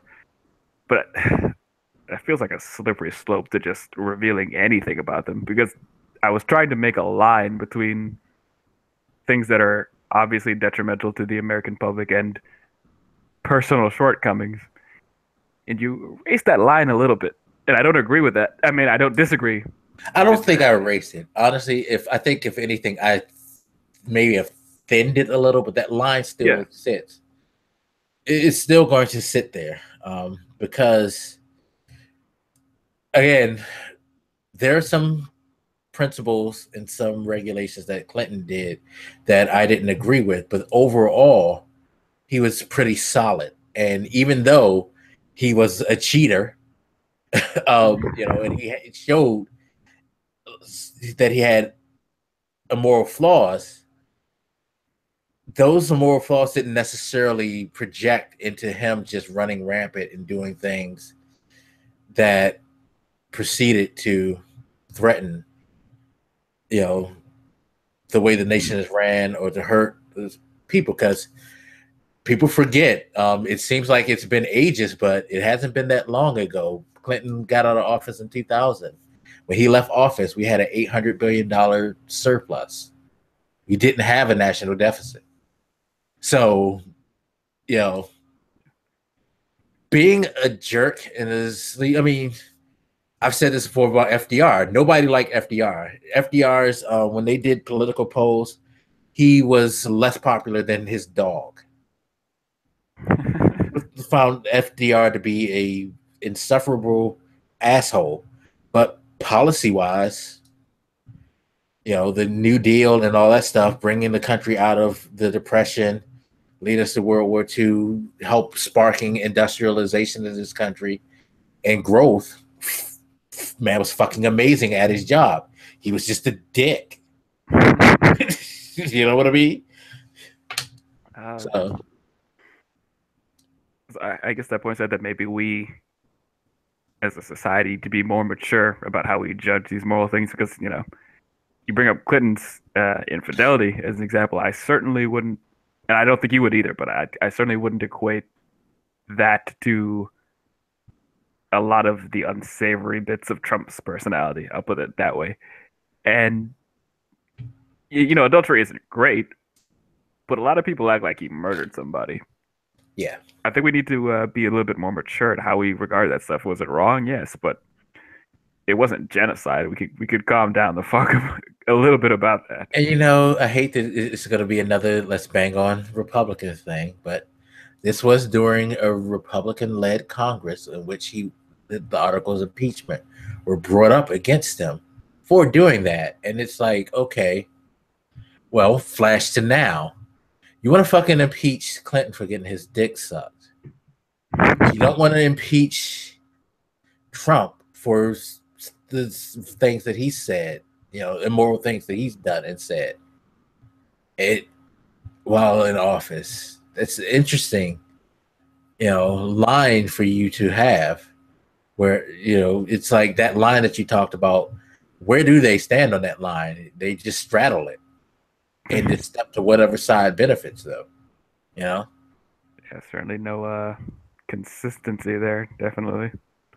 But I think the question is good. I wish I had a more straightforward answer for how I feel about leaks. That's why I wanted to talk to you, because it's one of those things that, like I said, a lot of times we hear something and we just want to pour in, like you said last week about the whole sexual assault things. Like we all just want to like pour in and just like attack everybody out there and like no quarter, and not take into account that some of these accounts may not be true, and that there is different levels to the like situations and things like that. It's like that now when it comes to that idea, like, again, if you snitch on the government because the government's doing something that people think is a violation of them, good on you. But if you snitch on the government for something that you don't think is bad, then it's like bad on you. even if It's a weird it's a weird thing because yeah, there is no real answer. I don't think myself. even if it's clearly bad, and even if we all agree that you should tell us, there is still the problem left over of you creating a government in which people cannot trust each other. Yeah, Which I'm not saying that outweighs the value of the truth or anything, but it is still a problem no matter what the situation was. The fact that you are bringing secrets out there, just dumping them out to the world, knowing that they should be secret, that is still at the very least indicative of a government that has no trust in it. yeah, because it's hard to function when you don't feel like you can work with somebody because you think that they're going to do something Exactly. um, behind your back. That type of thing, that builds paranoia and that really tears organizations apart. Which, again, I'm not And necessarily saying that outweighs the truth, but it is something to take into consideration. no, because I mean, look at the DNC right now, how they've been thrown into kind of chaos because of revelations about how Hillary made deals with people to have her be the candidate and to block Bernie and things like that. It's like we people, liberals and progressives are screaming at each other back and forth about like the morality of that, but what it's done is it kind of has thrown the Democratic Party into a sense of just fucking distortion. Nobody can get along because you have factions fighting each other. You can't come to a consensus and make an agenda. You don't have a unified platform for the next election to run off of right now. You have midterms coming up. You want to stabilize that situation because you want to try to get Congress back. But what happens if this stuff, the whole Hillary thing comes back and starts to cause chaos? It's just like, I don't think he's up for re-election, but Senator Kane, who ran as Hillary's vice president, what if he gets hit up in blowback and loses to his Republican opponent because we don't like the fact that he sided with Hillary, so we're not going to vote for him? It's stuff like that. Yes. It can, it's like, yeah, it's nice to know that people are doing certain things wrong, but there's consequences, and sometimes the consequences aren't necessarily the best for you. Yes. It's such a weird topic to touch because I feel like by not completely denouncing that I almost feel like I'm supporting the idea of lying or omitting the truth, which I hate to say and this, maybe but in it's some cases kind I of might like be. the Santa Claus rule. Like you tell your kids certain lies as children to protect them from certain truths, even though it's asinine. That lie could be just as asinine as it's fun loving, and as we find the concept of Santa, it's an asinine rule. It's an asinine thing to make up this person as like this figure that if your kids don't behave, they're not going to get rewarded at this certain time of year because you pissed this guy off. You know, you're the parents. Shouldn't they be trying to make sure they do what they're supposed to do because you're parenting them, not because Santa might not bring them a gift? I go further. They should be doing good stuff because it's good for its own value. They should Exactly. not But be tying this to you're it. Yeah. starting your kids off with the morality that do good things and you get rewards for them. Do bad things, you get nothing. Which one do you want? It's like that's not really how life works. But that like polite lie, quote unquote, can end up being something that can affect the kid to the point where they don't understand. But now you all of a sudden, once you reveal the truth, now you have to teach your kids the morality of things. And you've already instilled in them this stupid sense of things already.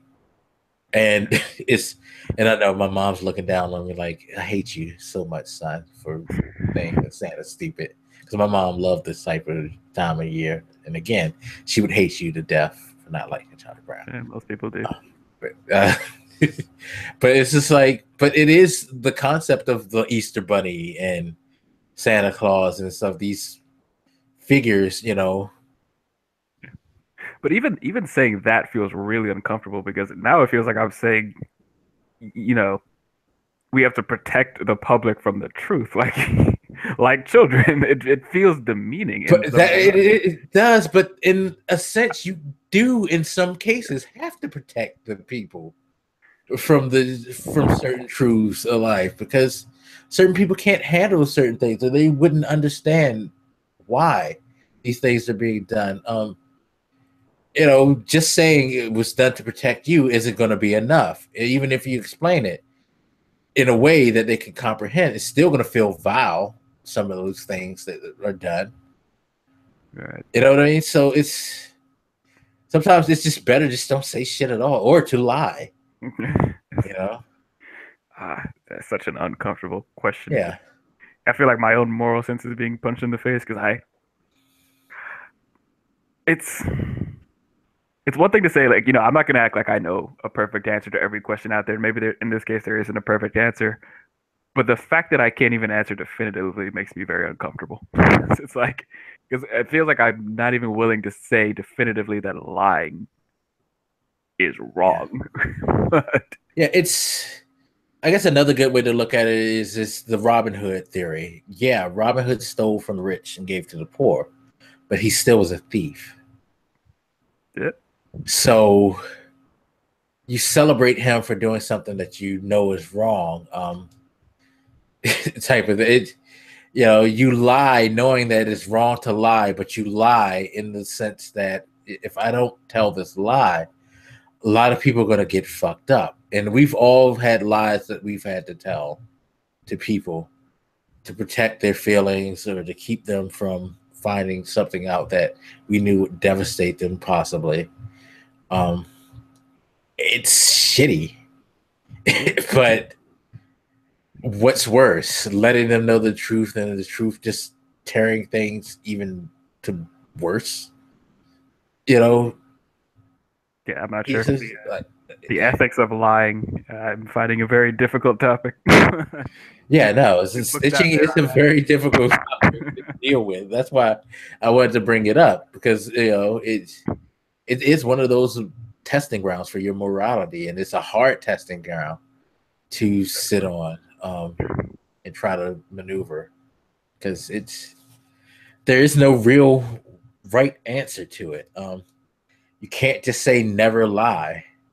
Yeah, certainly can't. I mean, it's good, I guess not every topic we touch here is going to have a very straightforward answer. No, I I'm try just to. because I can't give you something concrete. No, but this is the discussion that I wanted to have because it's like I said, for me, I find it that weird, like balancing act type of thing too, because it's like everything in my fiber says just don't lie, but at the same time, I was like, you kind of have to. It's just like ugly. The It's very, alternative isn't fucking rosy.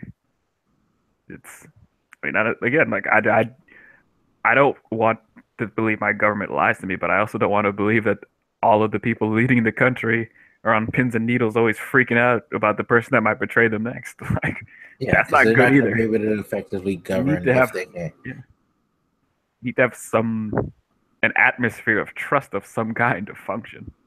Yeah. No, there are things that are very obvious, like the tax reform, like the Muslim ban, like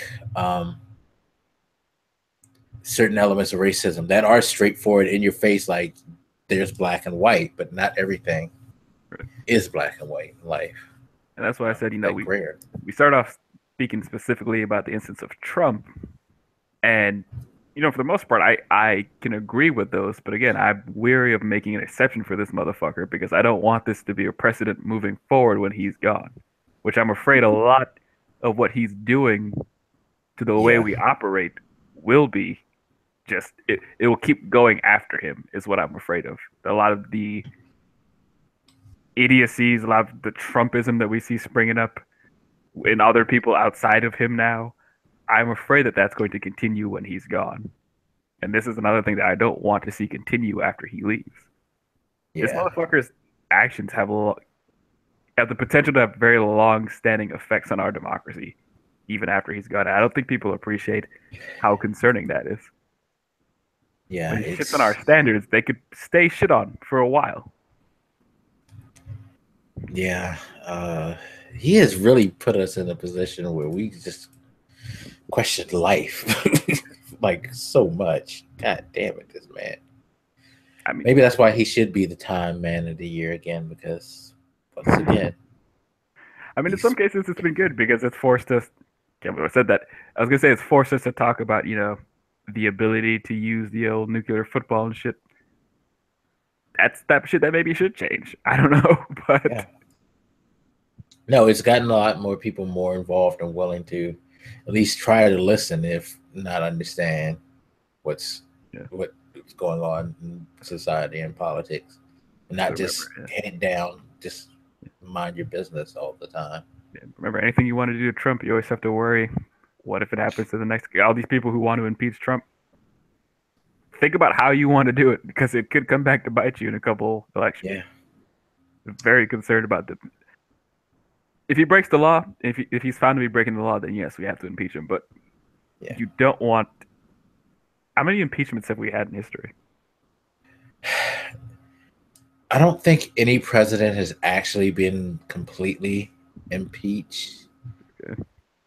I say that tentatively because I'm thinking of one. Who was the guy who followed Lincoln? Was it Johnson? I forget who, but he actually got impeached, and I believe they came close to voting him out. Actually, I can't remember if he was voted out or not, but that was probably the closest we've ever got. Like most time, the couple of times that has happened, it's more been people have brought up the vote for impeachment, and at the end, it kind of like ended up, falling apart on that part. They didn't even get to the point of actually voting on impeaching him. They were just voting on whether or not they should move to impeach. Right. In most cases, like Nixon, he got smart once he realized that he couldn't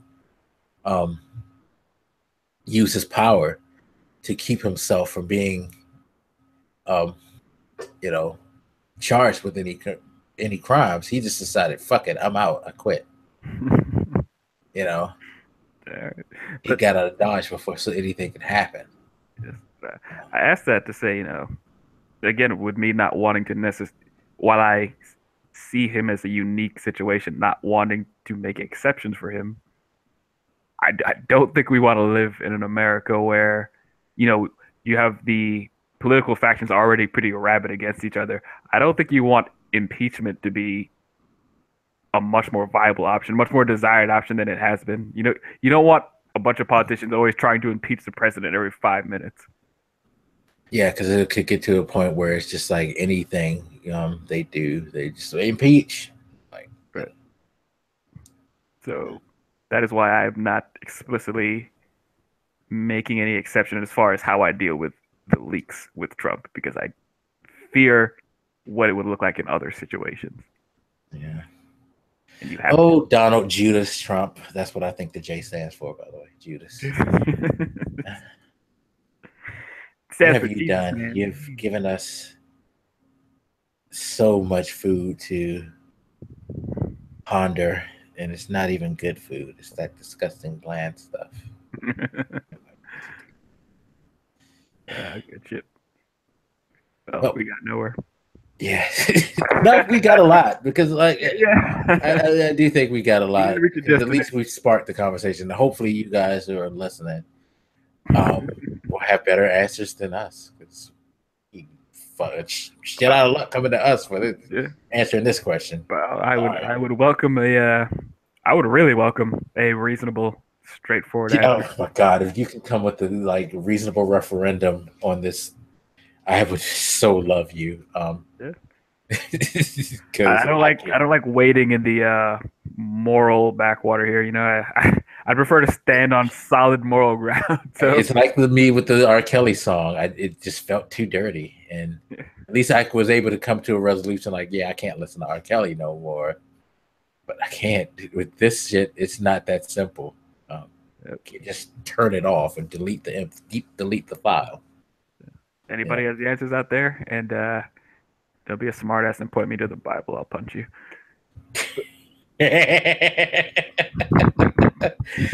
Make sure to put the exact verse and book that it's in.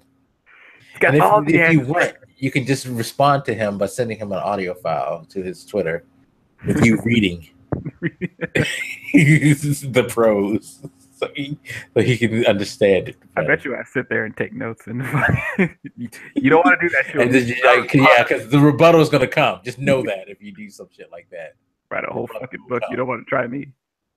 To use a biblical term, you will bring upon fire and brimstone upon yourself. So just be careful if you do that. All right, so I guess that's going to wrap it up on this. Another depressing.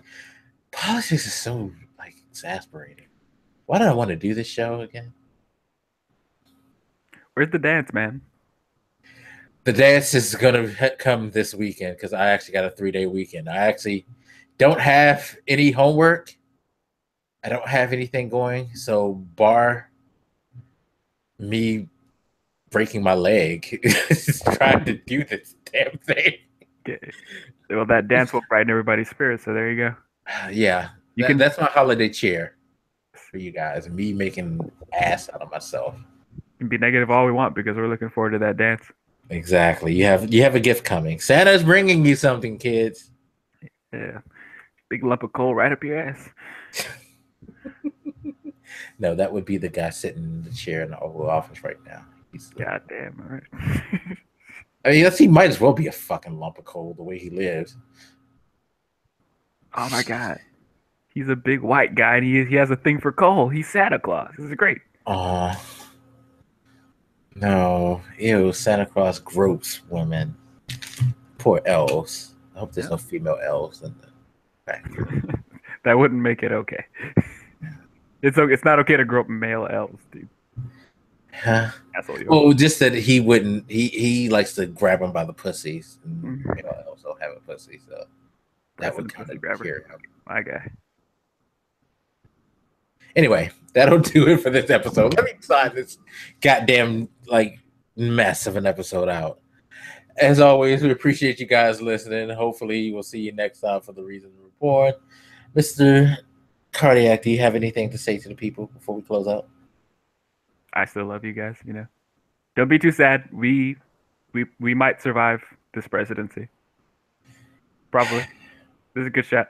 50-50. You know.